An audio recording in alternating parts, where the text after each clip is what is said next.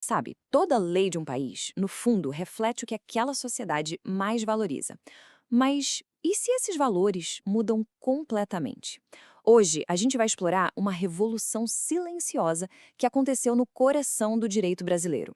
A jornada incrível de um sistema que nasceu para proteger a propriedade e evoluiu para, finalmente, colocar as pessoas em primeiro lugar.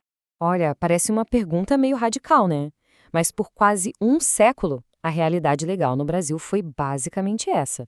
Foi uma filosofia que moldou tudo, de contratos a famílias, e entender essa base é fundamental para a gente sacar a dimensão da revolução que veio depois.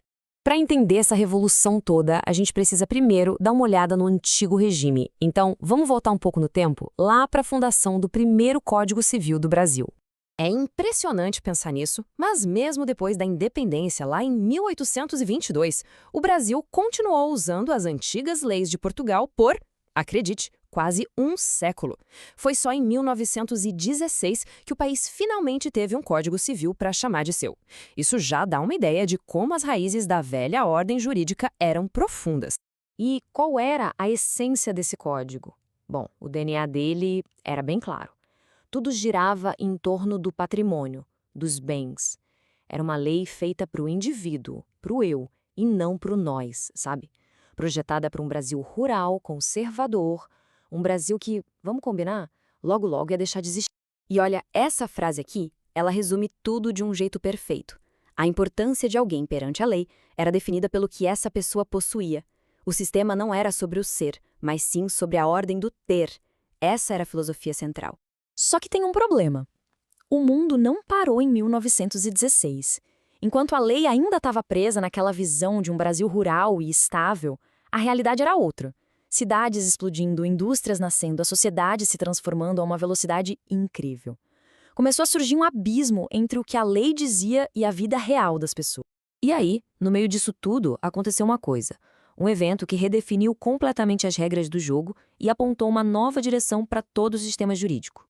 Chegamos em 1988 e o Brasil vira o jogo com a nova Constituição.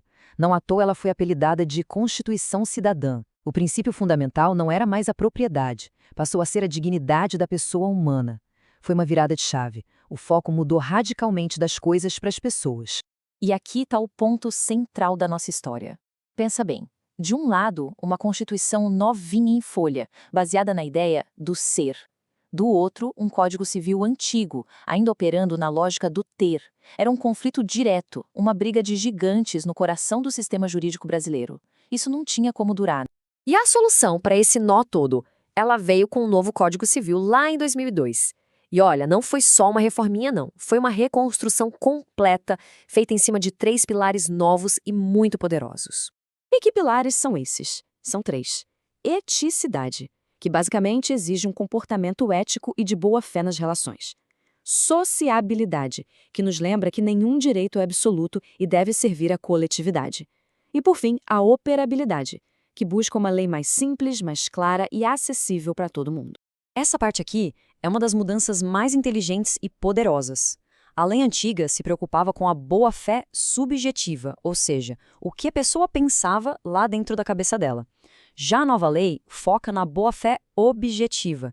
O que importa não é só a intenção, mas se a pessoa agiu de acordo com um padrão de honestidade que a sociedade espera. É uma mudança crucial da intenção para o comportamento. O pilar da sociabilidade é tão revolucionário quanto. Basicamente, ele diz o seguinte: os direitos individuais, como o de propriedade ou de fechar um contrato, não vivem numa bolha. Eles precisam servir a uma função social. Isso joga por terra aquela visão egoísta do passado e traz a ideia de que as nossas ações privadas têm consequências públicas e devem ser justas para todo mundo.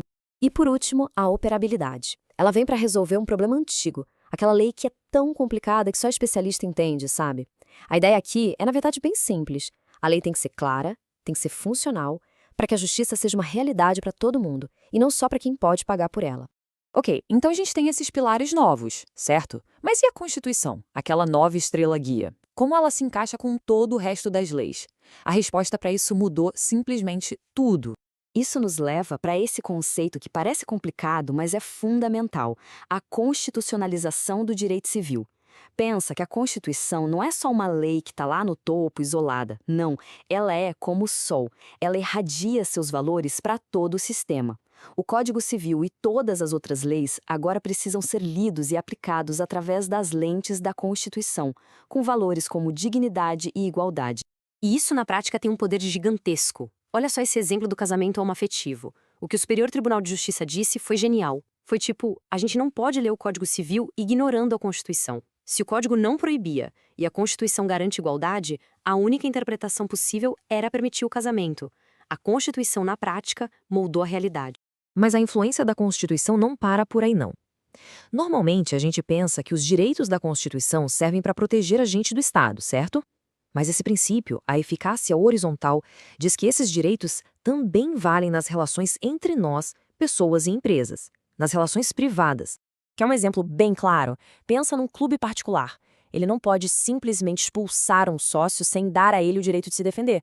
Por quê? Porque o direito à defesa está na Constituição e esse valor vaza para dentro da relação privada do clube com seu associado. Os valores constitucionais entram no nosso dia a dia. Beleza! Então a gente tem Constituição, Código Civil, um monte de lei. Mas como é que essa orquestra toda toca afinada sem virar uma bagunça? A resposta é que existe um manual de instruções para isso. E esse manual de instruções se chama LINDIB. Pensa nela não como uma lei sobre um assunto específico, mas como uma lei sobre as próprias leis. Ela é tipo o sistema operacional de todo o direito brasileiro. É ela que diz como as normas devem ser criadas, interpretadas e aplicadas. O que nos leva a uma pergunta bem prática, né? Num sistema com milhares de leis, uma hora ou outra, elas vão se contradizer. E aí? O que a gente faz quando duas leis válidas falam coisas completamente diferentes? É aí que a LINDIB entra, com as ferramentas para resolver esses conflitos. São basicamente 3 regrinhas de ouro. A primeira, e mais forte, é a da hierarquia. A Constituição sempre ganha, ponto final. Depois, a da especialidade. Uma lei mais específica passa na frente de uma mais geral. E por último, o critério do tempo. A lei mais nova revoga a mais antiga. É um sistema bem lógico para manter a casa em ordem. E com isso, a gente fecha essa jornada incrível da ordem do ter para a centralidade do ser. Vimos como a lei brasileira se transformou, deixando de focar só na propriedade para colocar a dignidade humana no centro de tudo. O que me deixa com uma última reflexão. Se a lei é mesmo um espelho dos valores de uma sociedade, o que será que o reflexo de amanhã vai nos mostrar?